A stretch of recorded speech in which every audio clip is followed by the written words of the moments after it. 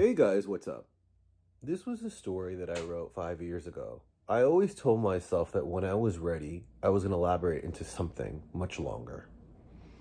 When I first came up with this idea, it was supposed to be Victorian, old-fashioned, wigs with the big dresses, carriages and horses, and even Old English. But instead, I decided to go into another direction. I kept the same storyline, just the imagery and time. Also, the cultures changed. I chose to put a lot of my Cuban roots into this and chose to make the story Spanglish. I'm really pleased with the choices I made. Well, here it is. Ana y las Tres, episode 20, Marisol, part 2.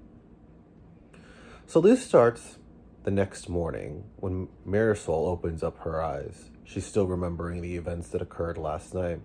She was even surprised she got some sleep with all the thoughts, but still didn't know what to believe anymore, or who to believe in the family. She got out of bed, about to get ready for her boyfriend, Christopher Vanderbilt. After she graduated, she spent most of her days getting acquainted with Chris and his parents. Mother was slick. She had them connected from an app. They had just moved from New England and knew nothing about our family's history, or even the book.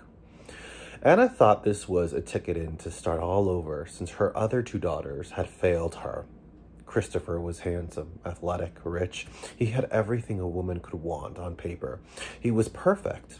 Yes, there were times he used the word I too much and loved the attention from his friends and maybe some of the girls. But he did treat her right. She just wasn't sure if this was the life that she wanted.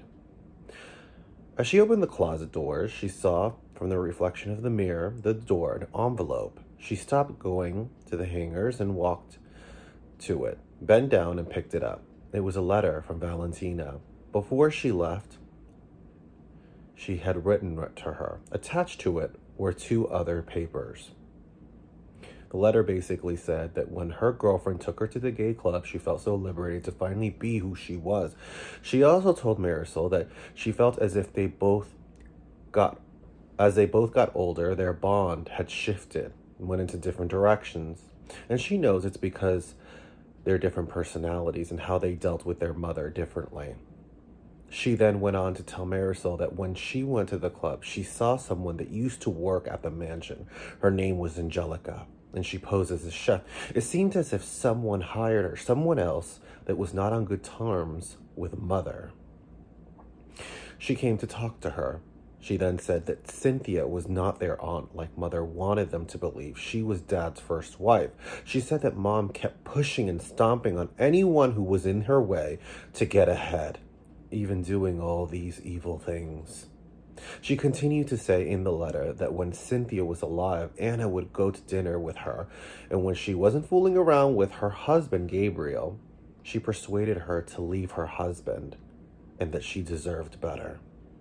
At the end of the letter, she says, "Now I know your future is very important, and maybe you have your reasons to stay, but marrying the wrong guy or even staying home waiting for that inheritance, is it worth it?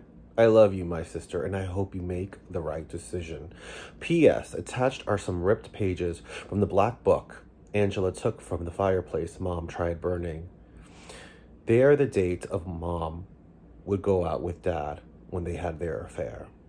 After she was done reading the letter, it was so hard to take all this information, especially when all her life she was told one thing, and now it's the complete opposite that she's finding. And even the book isn't accurate because it's coming from someone's point of view. So Marisol doesn't even know what to believe anymore. When she takes this letter, she rips out the pages from the black book. She goes to the desk and put them in the same drawer she used to put her sketches.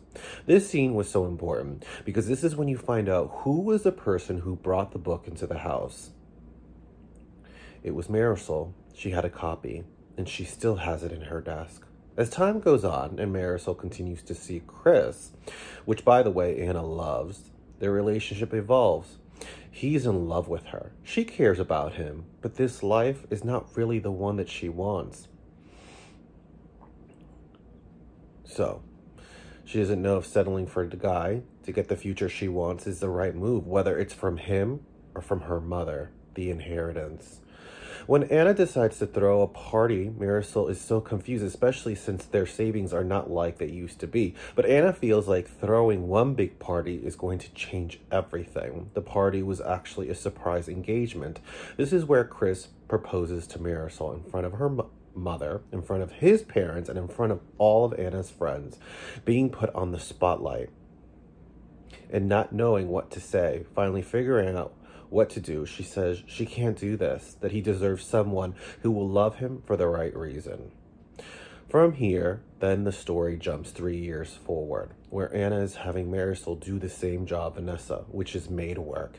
In fact, she's giving her even harder jobs, so disappointed in her not marrying Chris, and for not thinking of their family's future. So in other words, she's Cinderella.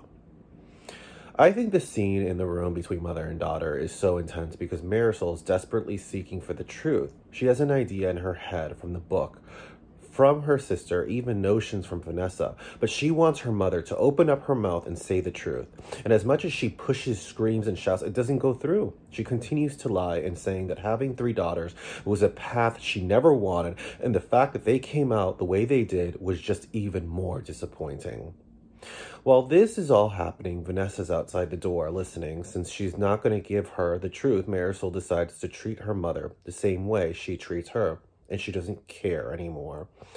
She also confesses to her that it was her that had the book, and it doesn't matter if she doesn't tell her the truth, because by her not saying anything at all, says everything. Marisol walks out of the door as Vanessa walks in and asks Anna what she wants. The next day, Vanessa tells Anna that she's going to take Marisol to the grocery store to do some shopping. This was perfect. Could have some relax. But when they got into the car, Vanessa had other plans. She told Marisol that the night before, she talked to Gabriel and her father wants to see her. Stay tuned for the next episode.